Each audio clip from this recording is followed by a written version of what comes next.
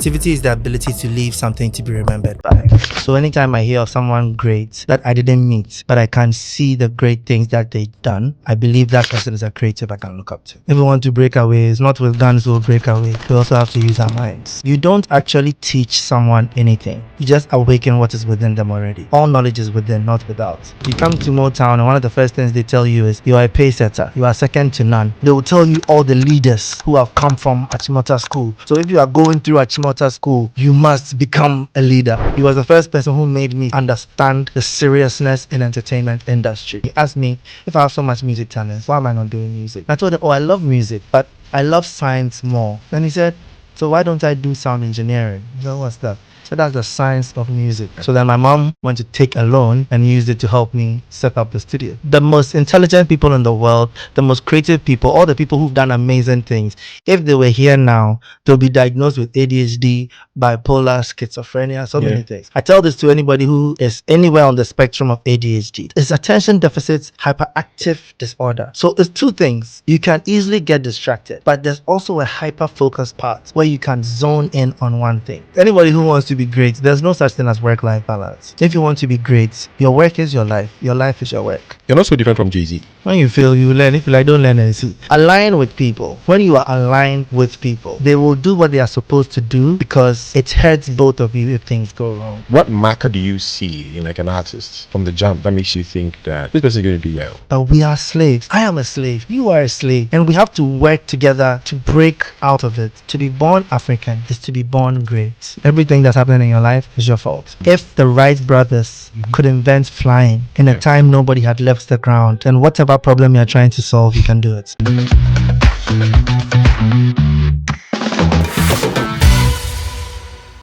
Hello, community. Super excited to have you turn on again for this episode. The conversation you're about to listen to is with Richie Mensah. He's the CEO and founder of Lynx Group, a holding company with subsidiaries including Lynx Entertainment, one of the leading record labels in Ghana. And he's also the host for the Masterminds podcast, the author of Yes, It's Your Fault. Essentially, Richie has walked the walk. He's built a great business conglomerate and he had a lot to share. For me, my great takeaway from this conversation was, I think, his mindset approach, especially for Africans, and how we should proceed as a people. And so I really hope you enjoy this conversation. As our mantra remains, just build something. Testing 1 3, me no test 2. What about you? Testing, testing. Right, Richie Mensah, thanks for coming. Oh, thank. We started now. Oh, sorry. thanks for coming. Thanks for having me here. I think when I was coming, I was speaking to my elder brother, and I grew up in Obuasi. Okay. And my elder brother and I. From Obuasi. Oh, really? Where? Yeah, I come from Obuasi. Oh, okay. Yeah. Interesting. So we are at Akaporiso, Obuasi. Okay. And we lived close to this pub. At the time, it was like the talk of the town, Odas, and Kosovo. And then they used to play music a lot. You know, you're always hearing music. And my brother in particular really liked your songs. This is probably Frima. When we were before the grade. Yeah. And I think when you stopped making music along the line, he was very disappointed. I think he was like, you know, they release songs again. Oh, Charlie. Yeah. So when I was coming, when you agreed to come, I told him about it, and he was like, "Oh, okay, he'll be really looking forward to it." And I say this to the point that you're a legend. Oh, thank you. Yeah. If you say so, I accept. You're a legend in the entertainment space. You built a mammoth of a business for music, and then you diversified into all sorts of things, right? But my first question is that listening to you and gathering little information on you, I want to ask you this question that may seem unrelated, but is related. Okay. Yeah. Che Guevara, Ernesto Che Guevara, and Kwame Nkrumah, and Patrice Lumumba. What do they mean to you? I mean, they are people that I can look up to. You know, one thing I decide to define creativity as creativity is the ability to leave something to be remembered by. So anytime I hear of someone great that I didn't meet, but I can see the great things that they've done, I believe that person is a creative I can look up to. And I just hope that, you know, 100 years from now, somebody will be doing a podcast in space and talking that Richie Mensah left something for me to remember him by. Yeah. I asked that because you made a statement about how you want to cause a revolution. And you think that we've passed the stage where revolutions are done with guns and sticks and weapons. But the reason why you think America is the superpower in the world is that they have told their story through entertainment. Yeah. And that you want to do the same thing on this African continent. Exactly. I mean, think about it. At first, they enslaved us with guns. When they realized it wasn't necessary, they enslaved our minds. So if we want to break away, it's not with guns we'll break away. We also have to use our minds. And how is that going for you? Hello, friends. A quick pause before we continue the conversation. If you're enjoying this conversation, kindly hit the subscribe button. Also, do well to share this episode with a friend. And if possible, leave a comment in the comment section. This goes a long way to help the team and motivates us to bring you great content every week.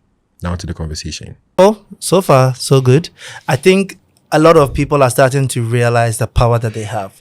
You know, there's one thing about teaching that my mom's a teacher. Okay. So one thing I came to learn is you don't actually teach someone anything. You just awaken what is within them already. All knowledge is within, not without. So when you take the position as a teacher, you shouldn't have an ego of thinking you are imparting knowledge.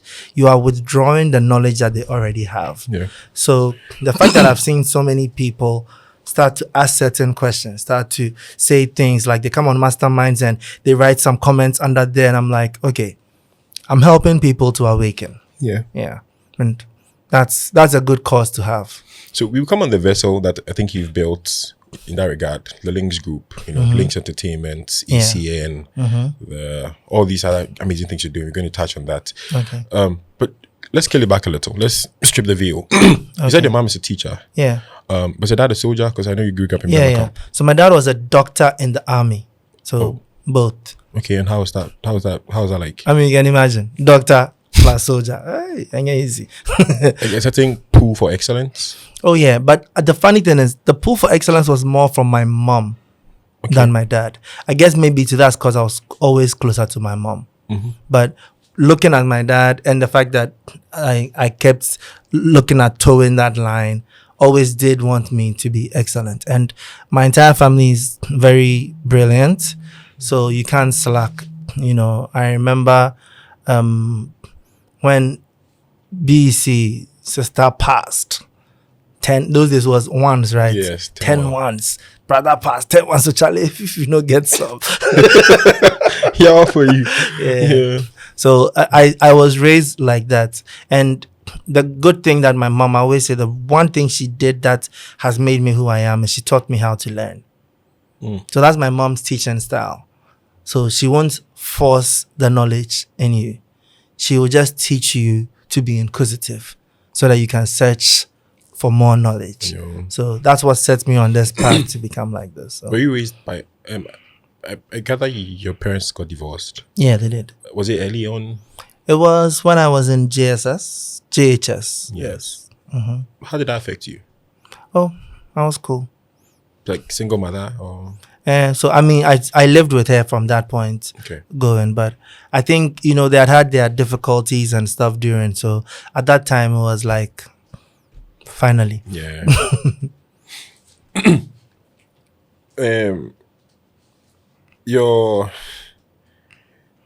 But how do you relate with your dad, though?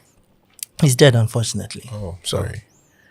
But how are you guys? Are you close? Before he died? Yeah. No, not really close.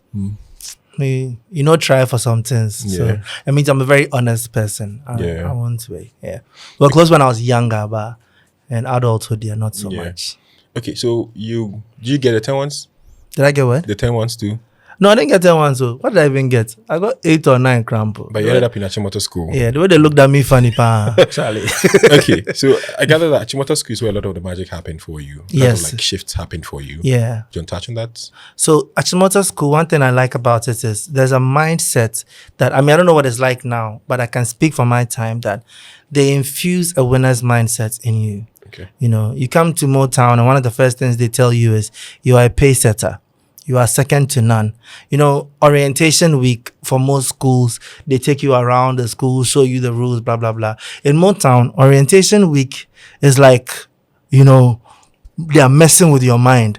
They will tell you all the leaders who have come from Achimota School, from Kwame Nkrumah to this, then do this, then the best pianist in the world came to this, then that. So if you are going through Achimota School, you must become a leader. Yeah. They'll literally take every field. So I can, like, even music, King Bruce, who was a legend in High Life, Motown. Okay. Then Reggie Rockstone, who started Hip Life, Motown. Then me, who brought the new age music, Motown. So like anything I was doing, I felt like I had a calling because I'm from Motown. So I can't be somewhere and be second or third. You must excel. Motown really had that magic, So everybody felt it when you were walking around. Yeah. Yeah. If you see a Motowner who's not doing great, they'll say, this person, the school didn't go through him. He went through the school. Yeah. And so you get to Motown. I gather that you were a science student. But then you encountered this music teacher. You're in the music group or something like that? Yeah, me and my music group there. When I went to Motown, they got me to join this a cappella group when I was in senior, like SH1. I need to say it right. My time is SS, so I grow small. SS1. When I was in SS1, I joined an a cappella group, and they were all in SS3. Oh, okay. And in Motown, SS3 students wear like black trousers or blue trousers during prep, whereas SS1s wear the khaki. But when we were going to perform, I had to dress like them. So I would have to wear the black trousers. So for a while, people thought I was in SS3. Yeah. So I'll meet my mates. I'm like, oh, this is nice. So that was my first group that I was in. Then I joined the choir. And then the music master, Ken Kafui, he's the one who like shifted me completely to music. Because I was still being stubborn that, I like music, but it's not How did you do it? It's not a career. I saw music like, this is fun. I'll keep going on my science journey and sing in my bathroom. I don't need to take it as a profession. Okay. Yeah. So, but when he pointed out sound engineering to me, he was the first person who made me understand the seriousness in entertainment industry. When he pointed out, I was like, oh, okay. What did he tell you, if you can remember? So he asked me why I wasn't doing music, because they have a music course in Motown. Okay. So since I was leading in the choir all the time, leading in a cappella, I come and sing like morning assembly and everything. He asked me if I have so much music talent, why am I not doing music? And I told him, I love music, but I love science more. So I can't give up the music for science. Then he said, so why don't I do sound engineering? I said, what's that? He said, that's the science of music. Like,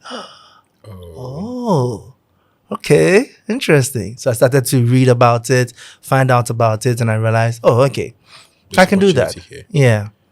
And then just like that, you decided to pursue it. Just like that. So that's actually the biggest determinant for me not going to university, because I decided to do sound engineering. How did your mom take it at this point? I mean, my mom is a teacher, so she wanted me to continue down the path of school. But my mom is also someone who allows people to be them. Okay. Do you get me? She won't force you to do something. As long as you have a thought out plan, she's cool. So I had a thought out plan. My plan was when I finish senior high, I'm going to do sound engineering. They didn't do sound engineering in Ghana. So I said, why limit yourself? I'll find a university outside to do it. So there was Full Sail and there was Point Blank. Full Sail's fees were $100,000 a year. Point Blank was like £50,000 a year. So I should say the dream died very early. Yeah. So I discussed with my mom and she was basically saying, then you have to continue going to school even if you can't do this. Okay. So we had a 1 year gap. That my time, we had 1 year between senior high and uni. Yeah. So I said, let me start the studio. That was the time most people were doing teaching. They would teach. Yeah, I used to open business. So let me start the studio. Let's see how things go. Okay. If things don't go well, if it's not looking promising, I'll just go back to school. So I started the studio. So this is August 2003, right after finishing what do you call it, WASI. Yeah, so then I started September, people started coming. October, people started coming. By November, it was clear that this is going well. Yeah. So then my mom went to take a loan and used it to help me set up the studio. Wow. Yeah. She used her salary to take a loan and help me set up the We're studio. going to come back to this point. Let's put a pin in that. Okay. On your website, you said you grew up with undiagnosed ADHD. I mean, can't you tell? My bottom. They said mad people rule the world. Oh yes, They make it's the true. world work. I mean, you see, the most intelligent people in the world, the most creative people, all the people who've done amazing things, if they were here now, they'll be diagnosed with ADHD, bipolar, schizophrenia, so many things. Moses Christ. I know you like Elon Musk a lot. Mm-hmm. But we come to that too. But the ADHD, how did that rear its head, like in your childhood? Like, what were some of the things? Because of that, your people wouldn't get you. What were some of the things that you could point to and say, this is as a result of my ADHD as a child? Did you feel like you didn't fit? Did you feel? Oh, fitting. I never fit anywhere. Me, I'm unique. Yeah. They say don't say you're weird. Say you are unique. So my mom told me this story, right? She told me how when I was a kid, she was worried because I could never sit still. Like I couldn't just be there and concentrate on what I'm doing. I was so scattered all over the place. And then one day cartoons were showing on the TV and I sat down for like 3 hours watching. And she was like, oh, okay. So since then, she just had me watching cartoons and that taught me how to concentrate. I tell this to anybody who is anywhere on the spectrum of ADHD. It's attention deficit hyperactive disorder. So it's two things. You can easily get distracted, but there's also a hyper-focus part where you can zone in on one thing. So I just had to train myself to zone in on one thing at a time. Do you get me? So I had to practice that skill. So I have that. It's now a problem where if I'm doing something, you can't distract me. Somebody can come and visit me while I'm playing a beat or editing something and it's like, I'm not listening to you. I'm focused. Did that play out in your romantic life or generally your relationships outside work? Because I've heard you say that your life has become, and that's like the, in quotes, curse of who you are now, that you become synonymous with your work and that your life has become work. And so now I'm thinking, with what you just said, it's like, okay, this is a person just zoned in on work. It kind of, even like stories of like some of the relationships that didn't work out for you because you're too busy working. Yeah. You're not even able to keep up with your friends because you're just working. What do you want to say about that? I would think my biggest advantage is my biggest disadvantage. I found purpose very, very early. Now, the thing is, people say I work too much. I don't think I work. Because I don't think what I'm doing is work. Aren't I working right now? But I'm enjoying this conversation. Yeah. I'm focused because I love what I'm doing. So I don't see it as work. So it's been an advantage for me because it means I can keep going for 20 hours in a day and it doesn't affect me because I'm enjoying it. But at the same time, it's a disadvantage because I can keep going for 20 hours in a day and I don't see that I'm working. Okay. So for other people who haven't maybe fully found their purpose or are trying to get the fake work-life balance that they'll sell to you on social media. It's fake. Why'd you say it's fake? Oh, it doesn't exist. Anybody who wants to be great, there's no such thing as work-life balance. If you want to be great, your work is your life. Your life is your work. What are you going to be remembered for at the end of the day? That's why it's important to choose the right work to do because your life is your work. So instead of choosing wrong work and then now fighting to get time away from it, it's like people who find the wrong partner and are now fighting for time to be alone. Just take your time and make the right choice so you enjoy being there. I've used this mindset to solve every problem of mine. Like, let's say when I was growing up, I didn't really like food. Getting me to eat was the toughest thing. Anyone who knows me now who is hearing this is probably thinking I'm lying because right now people know me as a foodie. So I came to realize that it's not that I don't like food. there are a lot of foods I don't like. Okay. So when food was being made for me, if you bring me breakfast, I probably don't like something in it. You bring me lunch, I probably don't like, then I like something in dinner. So it's hard for me to think about food. So when I realized it was starting to affect my health, because I can wake up and maybe woke up in the morning, it's 8 p.m., I haven't eaten yet. It was starting to affect my health. I started to focus on the things I like. So now the reason people think I'm a foodie is You've zoned in. I've zoned in. The things you like. Thank you. So when I see that food, I'm excited. When I think about that food, I'm excited. I still don't like the things that I wouldn't eat those days. But it's not a problem now because it's not in my circle. This really confirms. I listen to David Senra's podcast a lot. It's called Founders Podcast.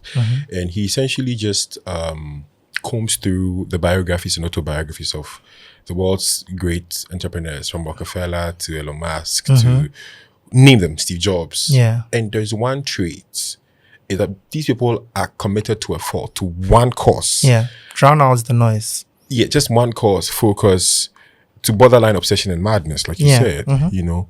And I think it's a difficult thing to achieve now in our age, because there are a lot of distractions. There's so many things that seem enticing.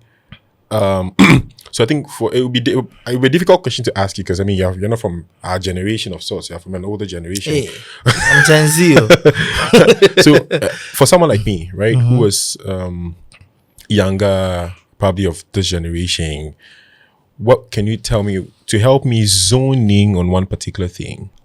Because that's, like you said, it's the true path to greatness of any sort. Hyperfocus, tune out the noise. How do you achieve that? The funny thing is, it is even easier in this generation than it was in our generation. People just haven't taken advantage of it. And this is what I mean.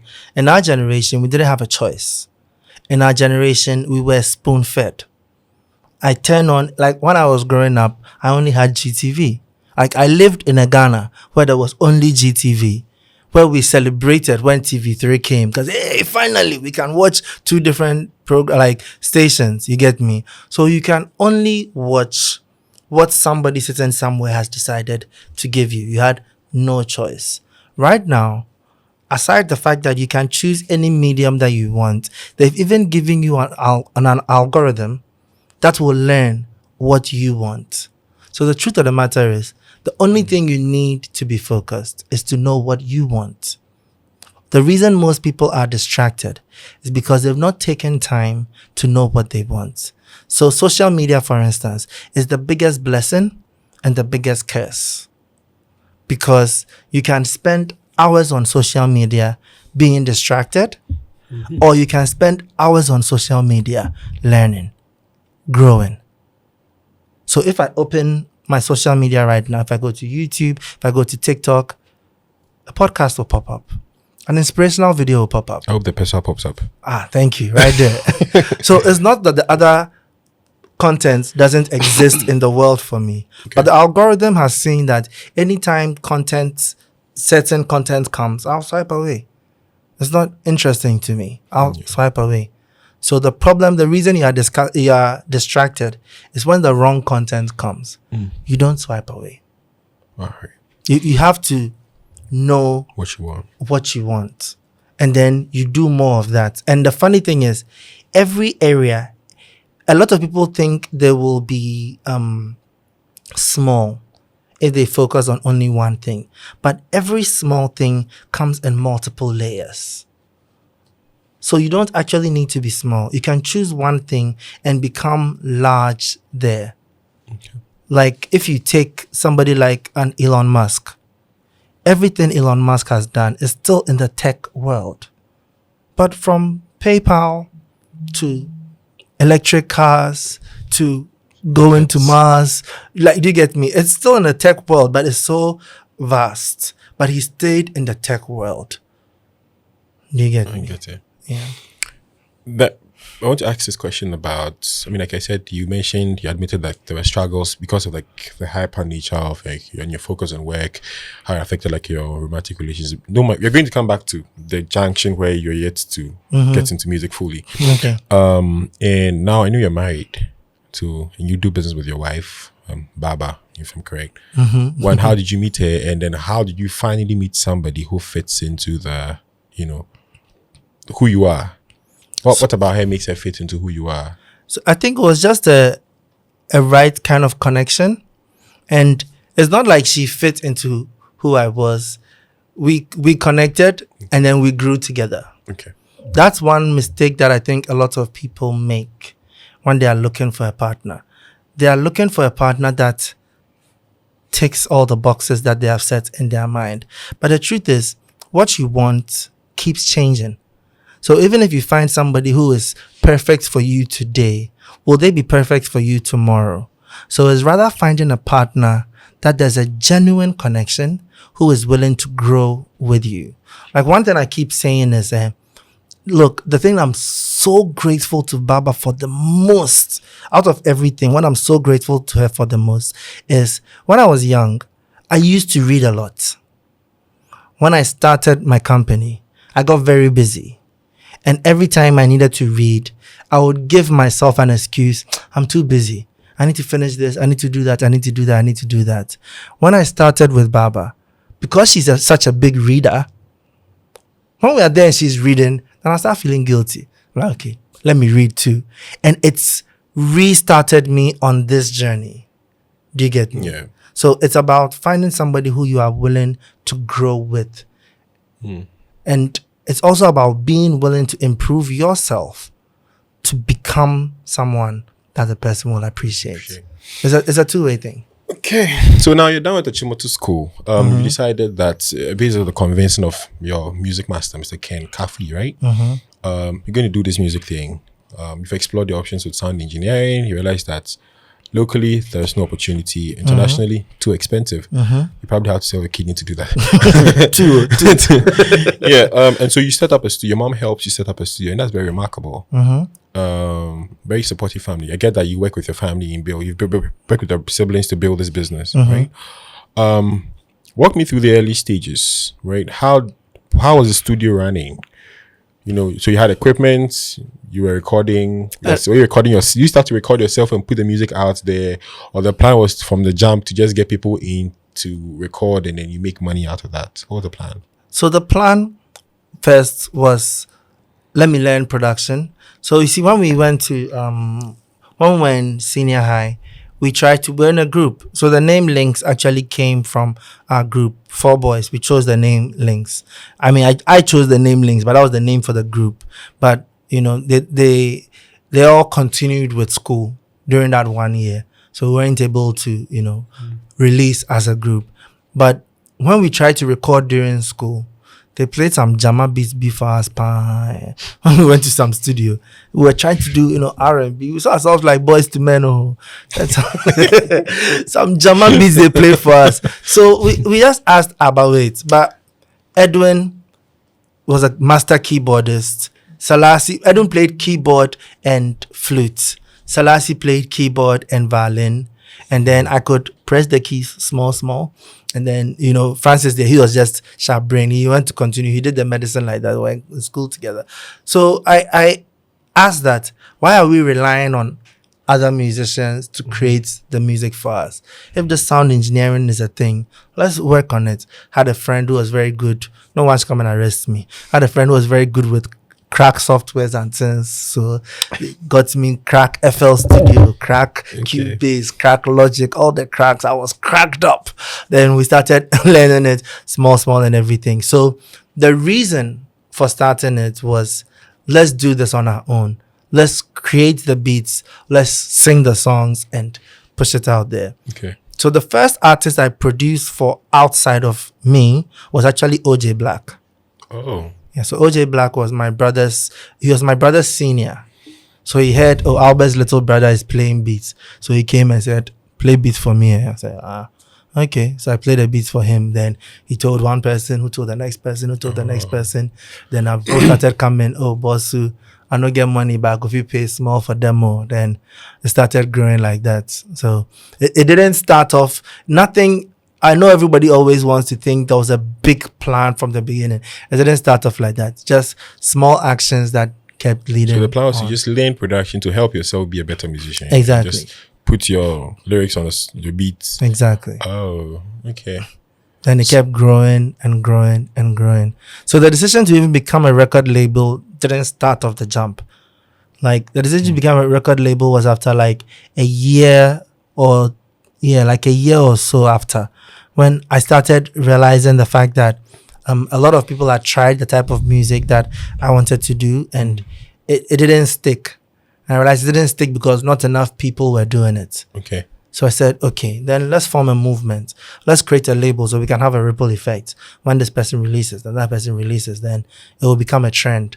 And I noticed that, I don't know if you know Motown Records. Michael Jackson. Yeah, Motown Records. They had a similar thing. So Berry Gordy Jr. is somebody that I used to look up to and say, maybe I can create a Ghanaian Motown version. So that's how the Lynx record label idea came in.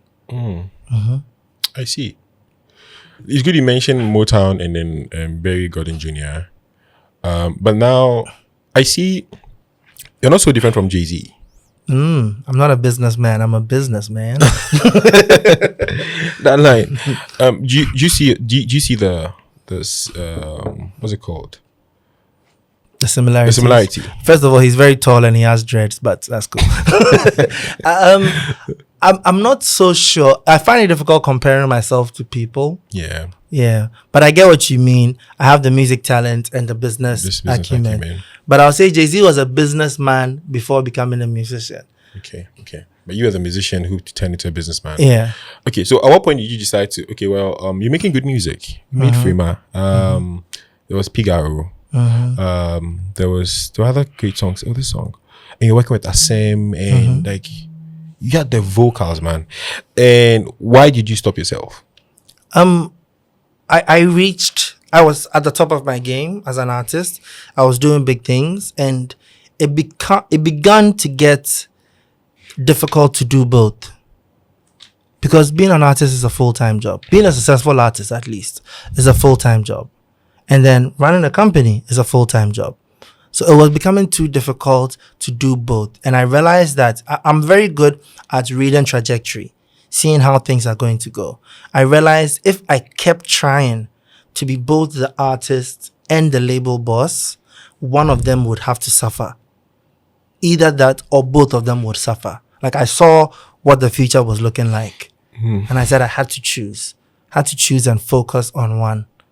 So it was either focus on me as an artist or focus on a label that can produce more artists. And for me and my nature, I think that made a little more sense to, focus on other people than just me. Okay. So I realized you said your brother came to help you at some point, help with business development. So he came in. Yeah, that was like after I guess 2008 time. Okay, and he came in. Okay. So there's a part where I know you went back to school. I did NIT. I didn't go back to school. I did NIT before releasing music. So that was part of, when I did the 1 year, and the 1 year was almost up. So now it was time to decide. And it was clear to both my mom and I that the music thing can work. But she still felt it's too risky to not go to school at all. So I started doing research and I learned about NIT. Now it's called Open Labs. Yeah. So I learned about them, and the good thing was they had a course. They had a software engineering diploma's course that was 3 days a week for only 2 hours each day. So I was like, okay, I can manage that. Go to school for 2 hours, come back to my business. So we sat down, we negotiated, we agreed. Then I did that as well.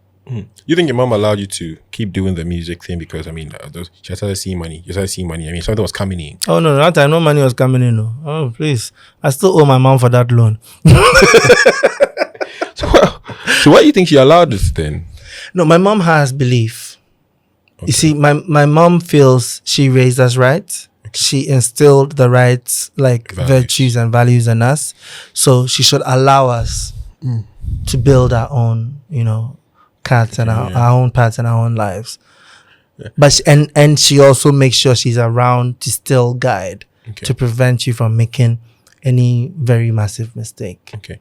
Now, back early 2000s, young man from SHS, you have some diploma degree, you're passionate about music. How? Because there wasn't YouTube in the way we have it now. How did you learn sound engineering? It wasn't easy. My days, I had to walk like 30 minutes to go to internet cafe There was no internet at home. That wasn't like right now that even you have internet on your phone. No, I had to walk to internet cafe. Then I'll pay for 2 hours and sit down. I'll read here. Then I'll read here. Then I'll read here. And then those days, to every sound engineering course I find, they'll say you should pay. I don't have money to pay. So, but you see that time internet was fresh. So to like draw you in, normally if it's a maybe 24-week course, the first 4 weeks is free. So I'll do the first 4 weeks free. And when I finish, I'll go and find another course. Do that one to first 4 weeks free, then find another course. Then I bought one book be at EPP. It was Modern Sound Engineering Techniques, 1994. Bear in mind, I'm reading this in 2003. So I'm 9 years late. It's a book they release every year, but all I could find was 1994. So anywhere I found the knowledge, I just took it. There was no YouTube. You have to figure things out the hard way. It wasn't easy, but if it was easy, I wouldn't have become me. Yeah. So there's a generation. Okay, so now you become a record label. Your brother hadn't joined yet when he became a record label. Yeah, he hadn't joined yet. He joined after we started releasing music. When the success started coming and the pressure started coming. What do you mean the success? Like we had released Frema, we had released Gimme Blow, we had released Pigaro. So it's like we were getting bigger out of nowhere. Do you get it? Okay. So he came in because he was older and wiser and helped to manage things. Okay. Yeah. So the same question I have with how you figured out to do sound engineering. You had no business background. Now you're building a record label because you had seen something in America. You want to replicate it here. Yeah. Very young man. Wait, how are you learning? How are you figuring it out? Oh, the biggest... To do a contract, to engage an artist this way, to put structure this way. The biggest teacher in life is failure. When you fail, you learn. If you don't learn and see. I had to find ways of learning. Like when you talk about contracts, for instance, that one I had to find money. So I found, what do you call it? I found 120 music contracts. Do you get me? I found it and then I bought it online. So when I bought it online, then I had to teach myself law, because the problem with the contracts is that they didn't work for Ghana. So I had to learn as much as I could about law so I could understand the contracts, talk to different lawyers, ask them this question, understand this, understand that, so that I can edit the contract to match Ghana. You know, like when you are thrown in the lion's den, you will learn how to fight with the lions because you don't have a choice. I either had to adapt and grow or fail completely. And failing was not an option for me. All the biggest names have come on our music landscape have come from a record label. Whether it's Asem or it's Kwame Eugene or it's Kiddy, Miss V. How do you manage? Because I mean, at a certain point, a certain stature, these people are big. You know, they will probably develop like a bigger than life personality. How do you manage all that? I don't even know, honestly. I mean, I think I try as much as possible to instill certain values in artists before they become larger than life. Okay. But the truth is, artists will become larger than life because the treatment you get as a celebrity, honestly, sometimes is no need, is unnecessary. You hype us too much. Like some of the things that are done for celebrities are overwhelming. So when somebody gets this treatment every single day of their life for 4 years, 8 years, it will get in their head. Anytime I hear this artist is too known, this artist is obnoxious, I'm like, bro, it's fine. You don't know what they are seeing every single day. It's expected. So I think once you understand that, you also understand how to deal with them to get the results. You know, and the truth is, you never can force anyone to do anything. Let me give this management tip for handling human beings. Align with the person. Okay. I say that most of the time, the people I can trust the most are those I'm either working with or living with, or like we have shared goals where this person knows that, like, if let's say right now, you guys don't owe me anything. If an armed robber enters here with a gun, you have no reason to protect me. How if I die, how will it affect you? You know, but if I die, my employees will be like, Jolly, that's my salary payer. Do you get what I mean? This thing, Asem said, I laugh, sir, but it was so true. Sometime Roberts came to Lynx, and Asem was in the studio. He had fallen asleep after recording. So they came to the studio first and all. So they tied him up, and he said, when they were coming into the house, his first thought is, yeah, Richie is a talkative. You shouldn't go and say something for them to hurt him in my career. But that's what I mean. Yeah. Align with people. Yeah. When you are aligned with people, they will do what they are supposed to do because it hurts both of you if things go wrong. Yeah. So stop trying to let someone do things your way. Instead, find a common goal and you guys will do things together. Makes sense. Still in terrain of music and musicians. There's a question I want to ask you for up and coming musicians and maybe existing musicians at the moment. Is that what marker do you see in like an artist from the jump that makes you think that this person is going to do well? You know, is there some particular thing you look at? Discipline. It's 80% discipline. 20% talent, 80% discipline. What do you mean discipline?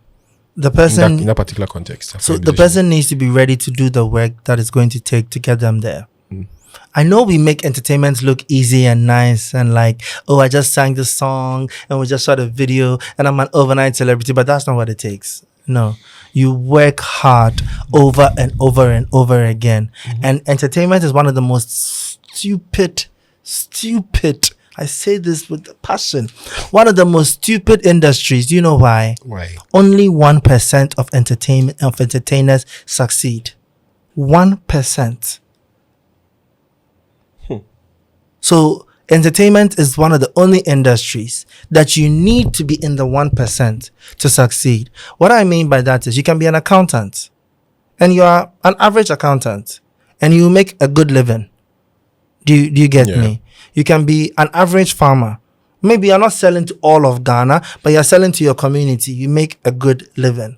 In entertainment, you are either in the 1% and you are doing very well, or you are making nothing. There's no mid. It's the 1% versus the 99. Yeah. So the same way you are watching movies and you're looking at Tom Cruise and you're looking at Will Smith and you're thinking, like, this guy's taking $32 million a movie. He's taking so much money. I want to be like Will Smith. For every Will Smith, there are 99 other actors who are starving and begging for an opportunity to play an extra so that they can buy food that day. So for anyone who is thinking, I'm going to come into entertainment and just be mediocre, don't come. You won't make it. You need to be in the 1%. Already, to get to the 1%, it takes some element of luck and grace. So all you can do is work so hard that you are in the 20%. Yeah. And then the grace and the luck can find you and shift you into the 1%. But if you're in the bottom 80, bro, kill your mind. Okay, so a great one for the musicians. So we've worked with like great musicians, like I said. Asem, great talent. Like leading the frontier. When you think hip hop rap at the time was Sarkodie or Asem. What happened with you and Asem? I think one problem with our side of the world or whatever it is that we place too much importance on when people aren't working together, staying together, like when people part ways. But it's the order of life. Yeah. People come together, people go their separate ways. You get me? Yeah. It's the order of life. It's happened. I've worked with so many people, I don't work with them again. It's natural. For what is rather unnatural is for you to try and force to work with everybody for the rest of your life. It's unnatural. No, I think I asked that question as a what's it called? A conduit into another question. Okay. Right. And it ties into a conversation, the part of the conversation we had earlier on about how when you don't work with people anymore because of your hyper nature, like focus on work, you keep the relationship going, right? That one I'm not able to. Exactly. I'm not able to because you see when I was talking about being aligned with someone. So when I'm aligned with someone and we have common goals, it's easy to keep interacting. The truth is, I'm actually horrible at small talk, and as much as I know networking is important, I'm horrible at networking. Yeah.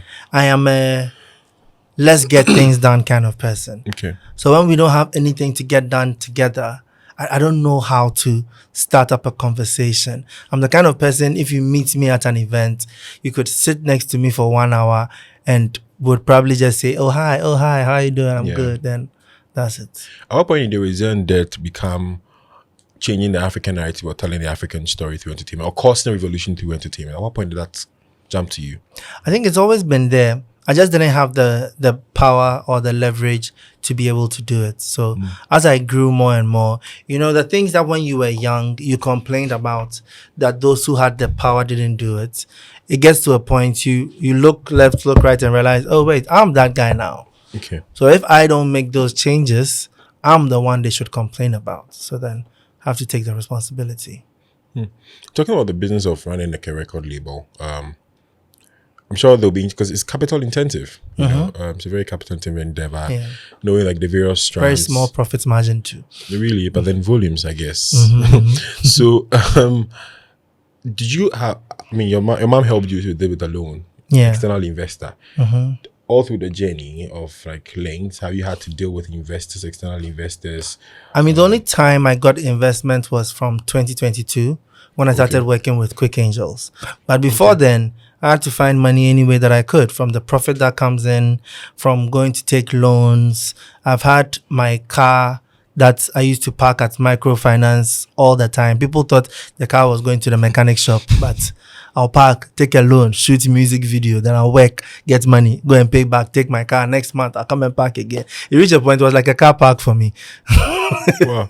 Yeah, but it's part of it. As an entrepreneur, as a businessman, it's your responsibility to keep things going. Yeah. No matter what. So Yeah, because I ask it because there's one thing that cuts across with most of like the entrepreneurs I interact with, including myself. The challenge being access to capital in that part of the world, right? You may be doing like the most impactful thing, and then nobody's willing to dare or take the risk on you and give you capital. why should anybody dare? Why should anybody take a risk on you? They should stop being entitled. No, I'm serious. I say this all the time. Money is an idea. If you don't have money, then you don't have an idea of how to make money. Yeah. So stop expecting somebody to give you money. If you had an idea of how to make money, you would get the money. Do you get what I mean? Money is not tangible. It's thought. It's something that we invented, something that we believe in. I take out 500 cedis here. That paper is worthless. But because you believe in it, it's like, 500 cedis, then you take it. So if you don't have money, you need to build the ideas that will make you the money. So like how I use my loan experience as an example, right? I know I have the mind. So that time, especially, let's say, I used to play a lot of commercials for Gino, for MTN, for Vodafone, all those kind of things. And I know how much they pay me. So I can calculate that, okay, they pay me so and so for each commercial, and I'm doing about 4 commercials a month, right? So maybe the money I need for this project is going to cost me 8 to 9 commercials. I should be able to get that money within 2 months. So I go park my car and take a loan, and I tell them 3 months. I'll pay back in 3 months. So when I'm getting the commercial money, I'm saving it, putting it together. End of 3 months, I go take my car. So I had to find a way to make the money. Do you get me? So capital is not something that you are given. Capital is something that you earn. Even if you don't have access to money, think of a way to find access to money. Think of a way to get the job done without spending money. You know, Virgin Airlines? Yes. He started the entire business without spending any money. He went to convince Boeing to rent the planes to him. And when they rent the planes to him, you only pay for the rent after your flight. Then you buy the fuel after the flight. So all he had to do is now get people to come and book the flights. He got the money from the flights, paid for rent, paid for fuel, did it again, rinse, repeat, keep going. So anybody sitting out there saying, I don't have money, I'm waiting for capital, people are not supporting me. Why should anyone support you? No one should support you. And I completely agree with you, right? Like you shouldn't be entitled to anybody's capital or money because you have something in mind. But the question I'm asking is that we understand. So the reason why Silicon Valley is because on the side there are people, there are entrepreneurs who are building systems, people with ideas, innovators, and there are people with certain capital mass or financial leverage that are willing to back these systems, right? Turn it around. Like There are people with a lot of money who are looking to invest exactly to earn on their investment. Exactly. And there are people with ideas on how to make money. So the people with money are benefiting from their ideas to earn on their investment. It's not people with money looking to support people. That's not what it is. No, that's not what I'm saying.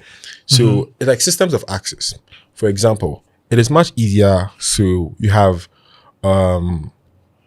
access to cheap capital options. So in Ghana or in Africa, right? You can be running a business. You have great cash flow. You have eligibility of like pay. You can pay.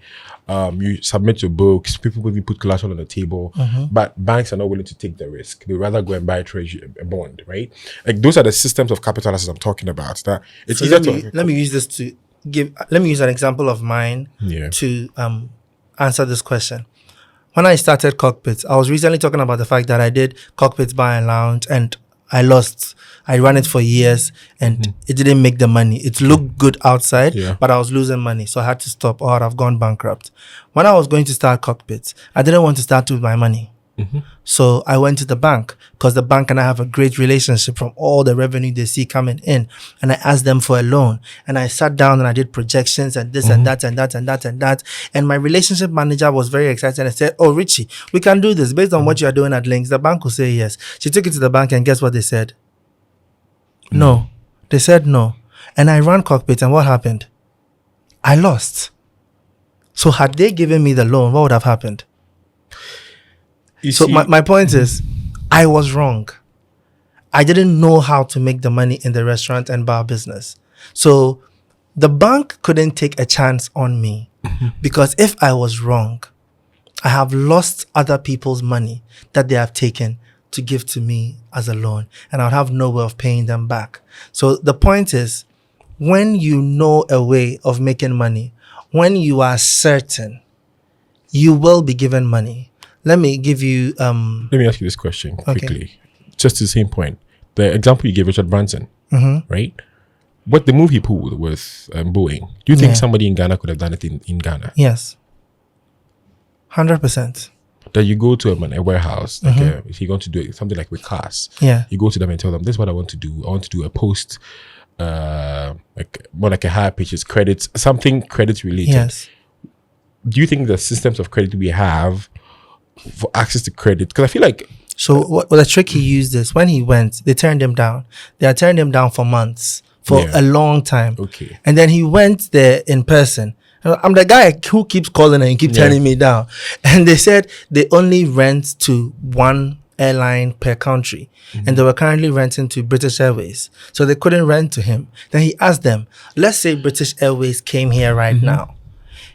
And there was an old airplane that you have that nobody is using. Can you show me what airplane that would be? So they took him to an airplane that wasn't in use. It was just sitting there because it was an old model. So no one was interested. And he said, okay, this airplane is just sitting there. Rent it out to me. Worst case scenario, I don't get the business. You don't, like, we all don't get anything. But the plane is sitting there. You're not losing anything. So he had to find a reason, a compelling reason. The problem with most Africans, and it's not our fault, it comes from our training. We were trained to be dependent. So the problem is we are entitled because we feel we need to depend on other people. So we are waiting for support. We are waiting for something to happen. In my life, I have received unlimited support. But I have never received the support from the back of nothing. I receive the support because I prove it. Like I mentioned, if I even give you my mom's story, I made a logical reason on, I'm home for 1 year. I can either go to the club every day, go and play games with my friends, or try and start a business. Which mom would say, like, go to the club? I started the business. She started to see the business doing well. So I started with nothing. My first mic, I bought it myself. You see the mic that you use for Zoom calls. Yeah. That was my first studio mic. I remember those, it was 12 CDs. Do you get me? I put it on my biology gas, my physics gas, and I'll record. So she saw the progress in 3 months, saw that people will suddenly come to the studio, pay 150 CDs for demo, 200 CDs for demo, said, okay, he's onto something. Then she took a loan to support. Then it kept growing. So the point is that stop looking for handouts. Like I'm saying this to everybody out there. There are no handouts to be given. And most businesses will fail.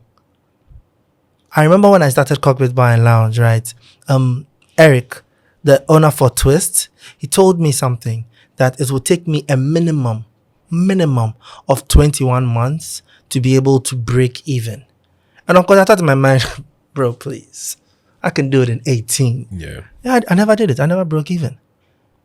Do you get me? Yeah. So most businesses will fail. And that failure is a learning curve for you, the entrepreneur, so that the next thing you do is better and better and better. But the problem is, when you fail with someone else's money, then they didn't benefit anything. Yeah. And in a country where, like you are saying, treasury bills, at every point in time, it's a very sad phenomenon, but at every point in time, treasury bills is slightly higher than inflation. So that means if treasury bills is 20%, maybe inflation is 18%. So if I want to make my money, I can just put it in treasury bills.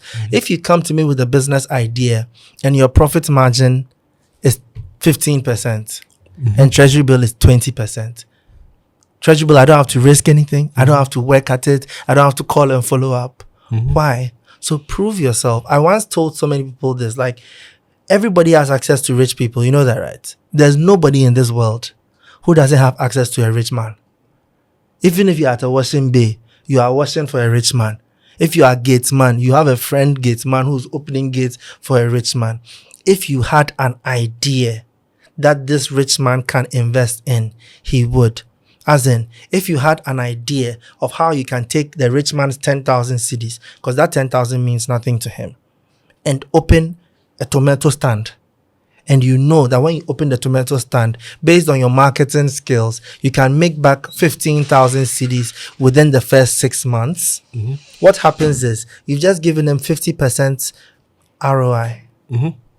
Do you get me? I get it. Within 6 months. But what we'll do is, oh, bossu, support me. Oh, bossu, support me. Do you have a business plan? No, but I know I can do it. How are you going to make the money back? Oh, you see. Yeah, I get Yeah. it. And also, for me, the I think the first person, a few people I've spoken to, I think the mindset is the same with most entrepreneurs. But my only concern was that we have people who are like built systems, have ideas, have proven some track record, but for some reason, the access to cheaper capital in our market is tougher than compared to other places. It honestly isn't. And I know I'm fighting this so hard because I want every African to understand this. Every rich person understands money. Money is a language. They understand money. So you see, if I'm looking at you, right, and your podcast has 50% margins, right? Yes. Which means when you invest 10,000, you make back 15,000. Then I can understand that if I possibly give you 50,000, you will begin to make 75,000. Yeah. If I give you 100,000, you'll make 150,000. So it makes sense to invest. When you've been running a business for 2 years and you are still at the loss-making stage, but you have an idea and all you need is 1 million so that you can make the idea happen. No, it doesn't work like that. Yeah. There needs to be a trajectory. I bought 1,000 tomatoes. I like talking about selling tomatoes. I bought 1,000 tomatoes. Real foodie. I've sold all the 1,000 tomatoes. I've supplied to the whole community. The profit I made on it is 20%. So therefore, if I can now buy 2,000 tomatoes, I can open another branch here and sell that, and then I'll still make the same 20%. So if you invest this 20% profit, you'll take 10% of it, which becomes 50% equity. Yeah. That is a conversation to be had. Not, bossu, I have an idea. boss, I can make this work. That's not a conversation. Yeah. I can build an app. When I build the app, it's solving a problem. Yeah. So people are going to download it. When they download it, we'll put ads on it. No, that's build your app for free. Test it out. Make it happen. Everyone who wants to start a business, whatever idea you have, start it in the smallest way possible. Make sure it's working. Make profits on your small way. And then you can have a discussion of scaling it up. But when it's at the idea stage or it's at the failure stage, which every business goes through, you can't expect anybody to step in and risk it. Yeah. So you see, great. Probably the last comment I'll make on this particular point. Okay. Now, Silicon Valley is noted for backing even pre-product ideas, right? Ideas that the people are ready to inject cash to the point where, for example, let's take this Facebook. For the longest time, Facebook wasn't making money, or even Airbnb, right? I'm just talking about the audacity of capital injection. It's not equal to what we have in the West. Even though, like I'm saying, the people who raised capital in the West without even having built the thing itself, right? Take WeWork. I don't know if you know WeWork, the co-sharing business. Okay. Sank billions of dollars in there. All the venture capital were there. A16Z addressing, like all these other VCs injected money, but they took the bet. Even Uber started breaking margins just 2 years ago, right? So I'm talking about that level of audacity of taking risk and injecting capital into things. That's one strand, right?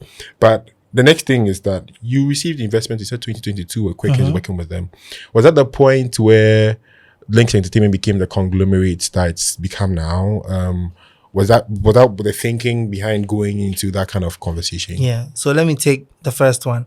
With all these things that you've mentioned, you see, when I say making profits, maybe you are looking at like just the company breaking even, but we even have profit on the product itself. So someone like Netflix didn't break even for a very long time, but that's because they kept investing more than what they were making because they were building towards something.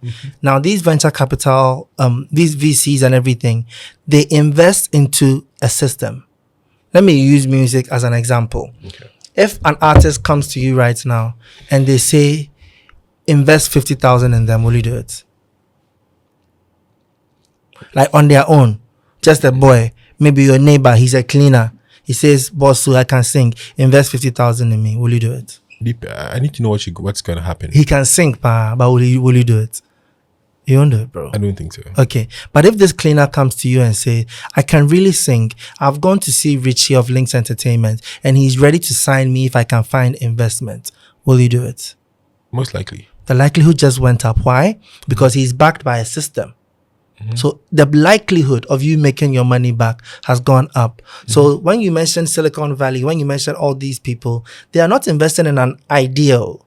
They are investing in a system which already works, which is waiting for an idea. Do you get it? I get it. Yes. So you have to find access to that. But most of us don't want to do that work. Connecting to that system. Exactly. Once the system works, and that's why I mentioned the example of the tomato salad. You sell here. That's a system. If you come right now to me and you say, boss, I'm going to open a farm, give me 100,000, I won't give you. But if you come to me and you say, I'm going to open a farm, I'm sourcing the seeds from this place, I have a contract with this distribution that is ready to distribute the products, I have a contract with this marketing, this blah, blah, blah, blah, blah. Give me 100,000 cedis. Then I'll give it to you. Because you are in a system that guarantees success. You understand? Makes sense. Now to the Quick Angels part. The funny thing is, I started Tigon with Quick Angels. Okay. Lynx is something that I wasn't ever looking for investment on, because sometimes when an investor comes and they have ulterior motives, then they would dictate how things should go. But when I was coming to start Tigon and I needed money, at first Baba and I were just starting it on our own. Then when we got the location and we saw how much work it was going to take to build it, we said, hey, this one dear. So I went to Quick Angels, pitched to them. They liked the idea, so we did Tigon. So when we did Tigon for a year, I realized that, they weren't the kind of investors that I thought. Like, they were just interested in ROI. Okay. They'll give you business support when you need it. They'll give you finance support. I mean, like a finance person to help you figure out things. You have like board meetings twice a year. You know, I was like, okay, they are not the kind that wants to say, you do this, you do that. No micromanage. Exactly. So then when they discussed that, how about the possibility of working with Lynx? I was like, okay, because I have big dreams. So having bigger pockets to achieve the big dreams would be good. Plus, I want to say this thing. I haven't said this anywhere.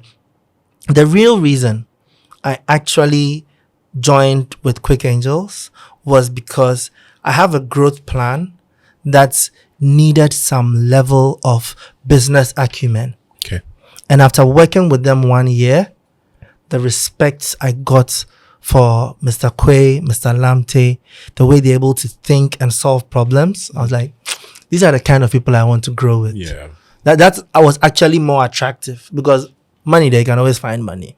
But the right people to grow with is very difficult. Interesting. Yeah. And from that, the Lynx Group has become, there's Lynx Entertainment, there's Tigon, there's ACN. What's the goal there? What's the play with African creators? ACN is an agency, it's a booking agency for talents. You know, talents are not able to monetize themselves as well enough because finding the jobs is difficult. Yeah. We've built the experience, we have the connections over a long period of time. We know all the events, we know all the movie producers, all the music video directors and stuff. So we connect them to the industry to help them get more jobs and also make it more professional for people who want to book talents, because sometimes it can be stressful dealing with talent. So we serve both people on that side.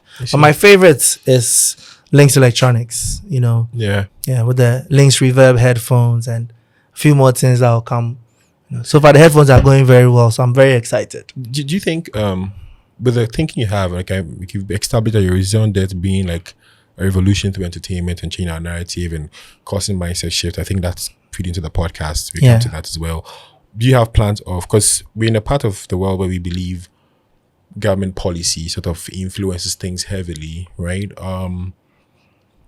And do you think you can have that play on the cards? Yeah, honestly speaking, forget about the government. I think I'm a weird kind of guy. I don't believe in any type of support. I believe in doing things for yourself. Like, we are Ghanaians. Yes. Why can't we come together and do things for ourselves? Like, you all live on the same road. Your road is bad. Why can't you contribute and fix the road? Or your gutter is choked. Why can't you just arrange community cleaning and clean it? You have to wait for Accra floods every year to complain. What is the government doing? The day as a country we decide to solve our own problems and stop waiting for other people. And it's funny. You see, we've had independence since 1957. And there are certain things that we've complained about since 1957. Governments have changed, yet everybody wants to blame a government. It is my party. It is your party. But if it was this party or that party, then the other one would have solved the problem, wouldn't they have? Yeah. It is us. We are the problem. And we are the problem because we don't know we are the solution. Yeah. The day we stop waiting. But once again, it's not our fault. Because, I know I'm the one who wrote the book, yes, it's your fault. But it's not our fault because we were trained wrong. We were trained to be dependent. We were educated to follow. We were taught how to be beautiful slaves without having to put a gun on us. And we are still stuck there so much that as I'm talking right now, somebody doesn't see I'm talking to them. They think it's somebody else I'm talking to. But we are slaves. I am a slave. You are a slave. And we have to work together to break out of it. Every day we have to wake up, look at the problem next to us and say, bro, what can we do to solve this problem? You know, when I came, you said, you thanked me for coming on the podcast. That was an honor and everything. Do you know why I'm here? Or why I'll go to another podcast and everything? I'm helping to solve problems. Yeah. What I mean by that is, when I see people who are working hard to put the right mindset in people's minds, I'm like, I will be a failure if I don't help this guy to do it. Yeah. If I have some insights that can help the person watching right now, and I turn you down and your viewers don't get that insight, I am a part of the problem. Do you get me? So we have to start thinking like that. Everybody wake up, look at your brother. What problem of his can I solve today? Have you seen the balloon? They did a helium balloon experiment. I've not seen it. So they put a number of people in a room. Okay. And then everybody, they write a number on a balloon and that's your number, right? And they are helium balloons. So they release the helium balloons and they all go up in the sky. And then they say, everybody get your balloon. And my God, for 30 minutes, helter skelter, no one could find their balloon. They were suffering. Then they said, okay, everybody stop. Now try something. Everybody grab the balloon closest to you and find who it belongs to. Within 5 minutes, the balloons had been shared. Yeah. When everyone stopped thinking about themselves and started solving the next person's problem, everything was solved. I completely admire your resolve on, I think you have a certain posture about Africa. I think I've heard you talk about it in a couple conversations, and now we must be with like the fact that we must own our own narrative and tell our own stories and solve our own problems and stop being dependent and have a certain mindset of independence. If there is one thing, right, assume the whole of Africa is listening to you right now, one thing you could echo, because I mean we've said here a couple of times that there was a wave of political independence. People paid the price for us, politically speaking, in the 50s and 60s. Now, economically, there's not much to be said about this continent and the people on this continent. And we believe that the entrepreneurially minded people will build this continent. If we're entrepreneurially minded, that's to say that if we cast a vision, we're audacious enough to pursue, we would get to that, right? But for you, for example, if there's something you could tell the entire billion plus people on this continent listening about how to go forward, take the leap forward as a continent, what would it be? The first thing is anything you achieve starts from the mind. So you have to understand something and keep it in your mind. To be born African is to be born great. The only reason you haven't achieved what you need to do is because you've forgotten who you are. So wake up and remember. Remember your greatness and start claiming it. To be born African is to be born great. Great. The podcast, Masterminds, is the new thing in your collection of legacies. What inspired it? It's funny. I just woke up one day and said I want to share my knowledge. I'm a talkative. I know from far back I look like a very quiet person, but I'm a talkative. As much as I like to read, I like to learn. I also like to share what I know. Yeah. So in person, I do that a lot. My employees are all sick of hearing me talk. Every day I've gone to learn this new thing. I'm telling them about it. So I just got to a point. I started feeling like I'm being irresponsible if what I have learned, I don't share with the larger audience. Yeah, with the larger audience. I owe people that. I owe that young version of Richie who's sitting out there looking for information. I owe him that opportunity. Give him the information so he can find. He doesn't need to walk to internet cafe and read for 2 hours or buy a book from 1993. Yeah. He can just watch a podcast or see my Instagram or TikTok, and maybe it's just one episode that he will watch, and that episode will change his life. I may never even meet this person. He may never get the chance to say thank you or anything. But just the fact that I have contributed to the world like that is satisfactory. Is that the same? I guess that's the same posture that informed the book you wrote. Yeah. Is that the same thinking? Because it's something that I struggled with, overcame, and felt. Let me tell everybody that everything that's happening in your life is your fault. And that thing is such a powerful thing. The moment you start to realize everything in your life is of your own doing, the good, the bad, the ugly. I know as you're watching this, your mind is going to go to that horrible thing that happened in your life, and you say that one is not your fault. But guess what? It is your fault. But once you are the problem, you are also the solution. So it's so powerful when you decide to become the solution instead of repeating your patterns and being the problem. I've over the past hour or so, it became very clear to me why you've built the things you built. I'll actually be surprised if it was any other way.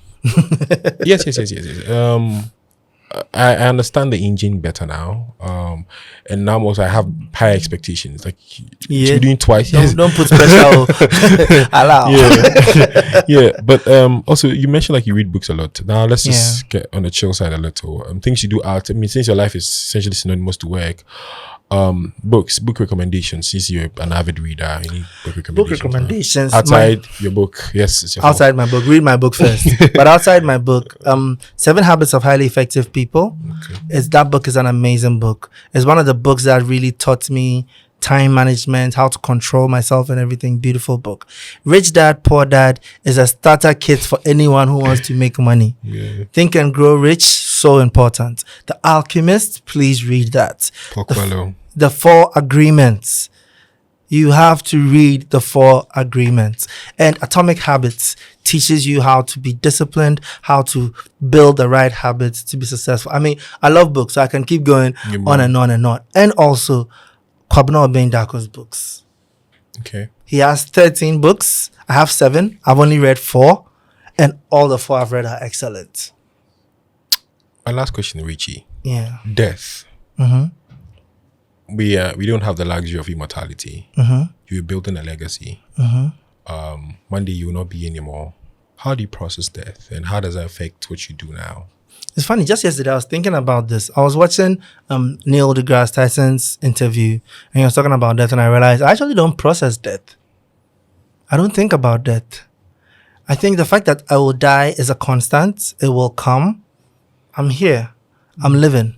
I need to do as much as I can while I'm here. Yeah. You know, it's very deep when you start to realize, maybe I'm going to controversial right now, but it's very deep when you start to realize time does not exist. There's no past, there's no future.